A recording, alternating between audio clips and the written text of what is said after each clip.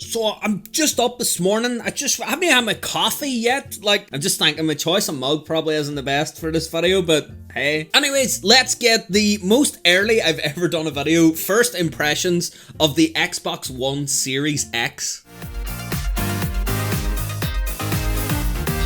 Anyways, last night at the Game Awards, the Xbox One Scarlett was finally revealed as the Xbox Series X. So what we're going to do is jump aboard that gravy train and make a video talking about my impressions of the Xbox One... No, not the Xbox One Series X, the Xbox Series X. Oh, that's going to get confusing. So, first of all, the name... The Xbox Series X, I don't mind it. I mean, I have the same problem with this name as I had with the new Nintendo 3DS. I think that this is going to confuse a lot of parents. Kids are going to be asking for an Xbox One X for Christmas, and people are going to buy Xbox One X's by mistake. Parents generally buy games for their kids, generally buy consoles for their kids, and I can see this being a major problem. So yeah, I think first off the bat, the name is going to be a big issue. But in saying that, I don't mind it. I'll probably get used to it. It'll probably take me a few weeks to stop calling it either Scarlett or Xbox One X, but you know, I suppose those are just slips. It's a new name. But let's address the elephant in the room, that console design. So first impressions, what I thought the first time I saw it. My goodness, that's a chunky boy. And I gotta say, I do have a little bit of a soft spot for this design, mainly because I like the design of the old like Apple time machines back in the day that looked exactly like this. So yeah, I mean, at least you've got, you know, your design in common with an old hard drive.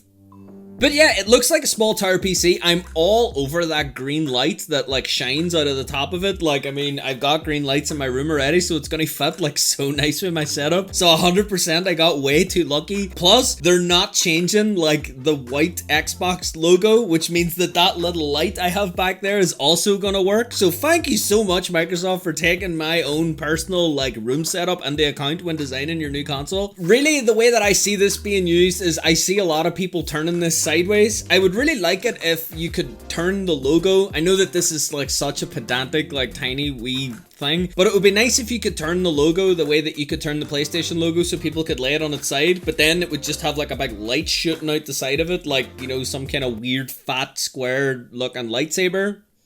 Yeah, I really like the design. I thought that it's actually not that bad. Anybody who has like worked on PCs or built PCs are kind of used to having like little towers and stuff. So, I mean, I'm happy to have a little cute tower PC around that plays Xbox games that's not really a PC, but is an Xbox. So I did some pro image editing because, you know, professional YouTube guy, and it seems that it's going to be about the same height as an Xbox One S standing on its side. These names are getting so hard to distinguish between. And I'm also estimating that it's going to be about 2 and a bit times like thicker. So yeah, I mean, it'll fit probably sideways in most like home entertainment systems, but I think that the main appeal of this is going to be standing upright. But yeah, I mean, I could see people sitting it sideways. I'll probably sit it upright. Only because, you know, why not? That's in the picture. Tell me what to do, Microsoft, and I will do it.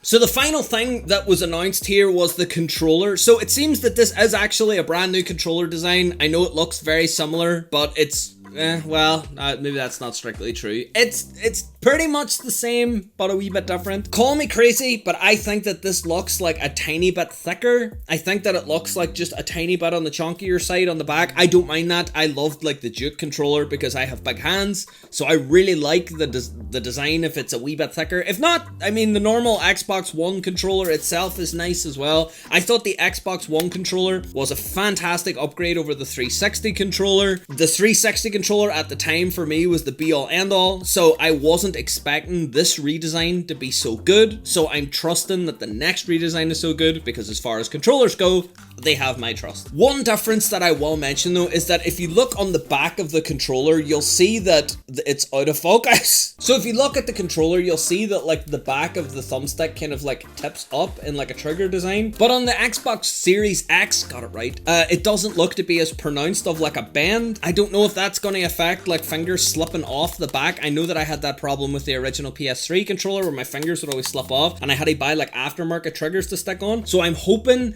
that the design of this controller isn't going to like hinder people like using the triggers really quickly. It's nice that they've integrated the D-pad sort of like the Elite Series controllers. The Elite Series controllers are an okay D-pad. They're never going to be as good as the original D-pad.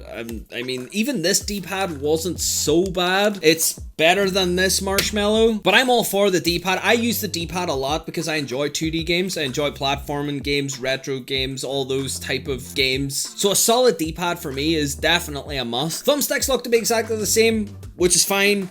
It also looks like we have our double squares button and our burger button, but there's now a new center button, and that's going to be the screenshot button. Anybody that's my friend on Xbox will know that I take way too many screenshots. The reason being is because I'm so used to the 360 that whenever I want to exit a game, I had home button and Y, which is the current combination of taking screenshots. So I am all for this button, not because I think it's going to be super widely used, but because it means that hopefully they'll drop the home button Y combination of taking a screenshot, which means I won't take so many accidental screenshots when I'm playing. But yeah, I don't mind it. I'm probably not going to use it in any serious capacity. I don't use the screenshot button on the Nintendo Switch, so I don't see myself using it here. However, I have seen some people who really like photo mode stuff and really like taking screenshots for console wallpapers or PC wallpapers that really enjoy taking their own screenshots and like setting up their own wee shots. So yeah, it's kind of nice, I suppose, to have a dedicated button for people that enjoy doing that. So final considerations, I kind of like it. I don't mind. I like the design. Like I said, I really liked the design of similar products in the past, so I kind of like this. It's certainly no Xbox One like VHS edition that came out like way back at the start of last generation. That thing was awful. It was a really tough pill to swallow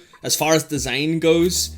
So I think that this design is better than that one. But yeah, I think it's a nice looking console. I kind of like the fact that it stands up. I just enjoy the fact that it looks like a weird monolith. I like that the controller is really familiar. PlayStation users have always had like a familiar controller each generation, and I know a lot of people that have said that that's one of the reasons that they like sticking with PlayStation, is because that they have like a familiar feeling each generation. So it's nice that we're getting something along those lines. Apparently this console will run very quiet as well, according to Microsoft. So that's a good thing from someone who actually records video games a lot. The sound of a console fan can be really annoying, and it can kind of break immersion sometimes whenever you're in like the grips of like a really deep cutscene. But yeah, the fact that it'll run quiet will be nice. The things that I'm gonna keep an eye out for are price, obviously, because I'm gonna be picking this up for YouTube reasons as well as for Xbox reasons. But also I'm gonna keep an eye on the actual direction that this console is gonna go in. So yeah, hopefully the launch won't be as controversial as the Xbox One, but yeah, that is the bit that I'm looking forward to the most. Seeing a design is nice, seeing a controller is nice, having a name that you can like talk about properly is nice, but ultimately it's down to the direction that the console goes in.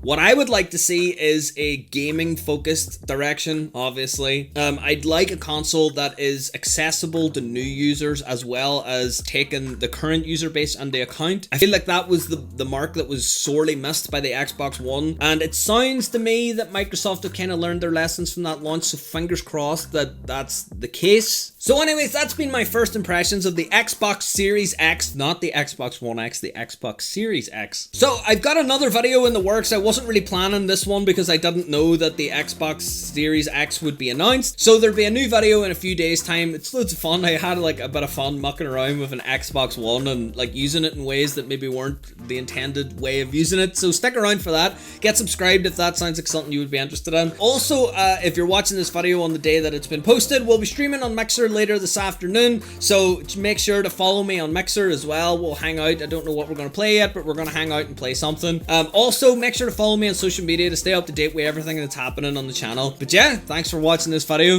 and I'll see you guys next time.